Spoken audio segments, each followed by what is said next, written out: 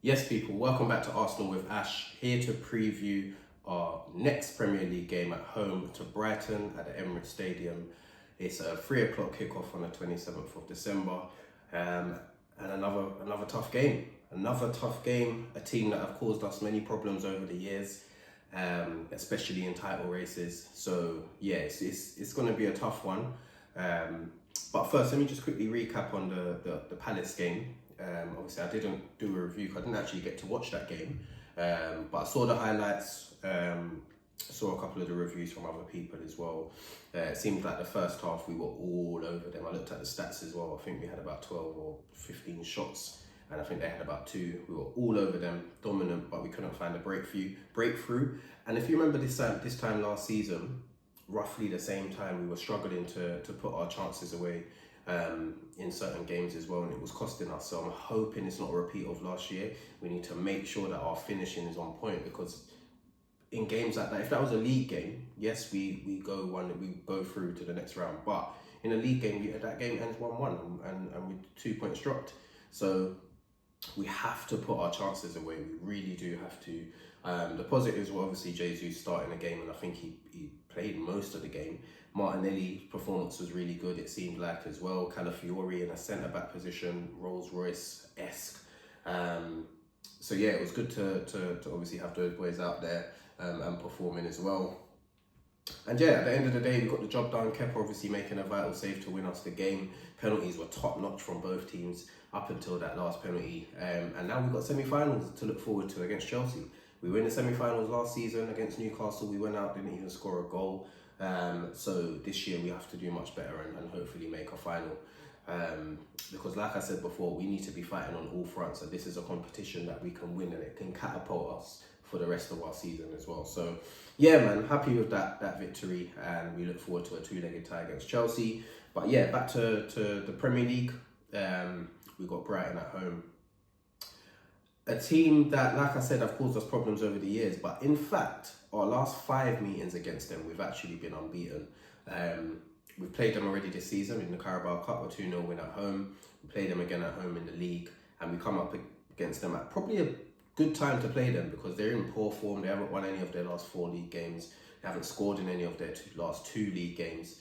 They're without Baleba in centre midfield, who has gone to AFCON. I'm hearing that Van Hecker's got an illness, so he's a doubt as well.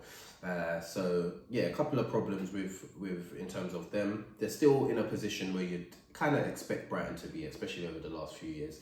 They're in that position fighting for the European places. So nevertheless, they've got good players. They've got Danny Welbeck, who's flying. Obviously, we know him very well. They've got, what's that other guy up top that they've got? Oh, I can't remember his name. His name's gone out of my head. Completely forgotten. But they've got quite a few top players at the moment. They've got Diego Gomez, who's doing really well for them. Not Matoma. What's the one on the right? Minter. He's a baller. I think he's an absolute problem, and if he gets enough of the ball on that side, he can create. I actually think if he keeps going how he's going, he can really be a problem and someone that we could actually look at in the future. I know we've got Saka and we've got Madueke as well now, but top clubs will definitely be in for him. Newcastle will be gutted that they had to lose him due to the FFP and all of that. Say similar to Elliot Anderson, but he is an absolute player. And the other one was Ruta. That's what I forgot. Ruta, he's a good player as well. He plays in the like a false 9, number 10 position behind Welbeck usually. So yeah, they've got some top players out there that can cause us problems, but I expect us to go out there and do the job. It's not a team that's going to come and sit behind the ball.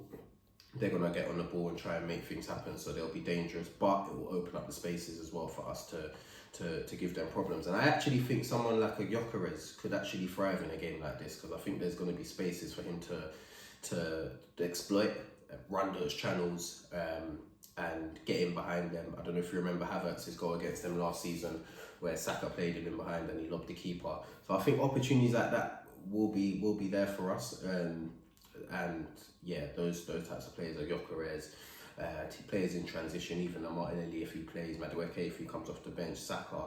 Them type of players can cause a lot of problems. So yeah, man, I'm looking forward to this one. And like I've said in my I think I said it after our last league game, there's an opportunity here to make this gap wider, because I can see City dropping points in their next 3 games.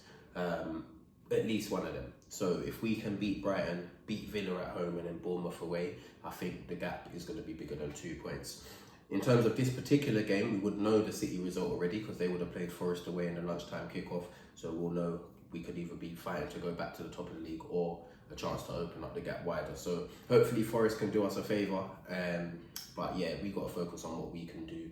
And in terms of our injuries, we know that Gabriel's still out, but I'm hearing he's nearing a return. Hasn't really returned to full training yet, but he is nearing a return. Havertz has returned to training. I'm not sure if it's full training yet, but he has returned to training, which is a great sight, and hopefully he can get up to speed in the coming weeks. Obviously, we still got Max Dowman out. We still got Mosquera out as well. Hincapié was out of the squad for the Palace game. I think he had a shoulder injury, so I'm not too sure what's happening with him, but hopefully he should be fine. But yeah, so in terms of the predicted lineup, I'm going to go with David Raya in goal. At right back, there's no other option than Jury and Timber. We need Ben White back as soon as possible, by the way, to help ease the load on Timber because he's played so much football this season so far.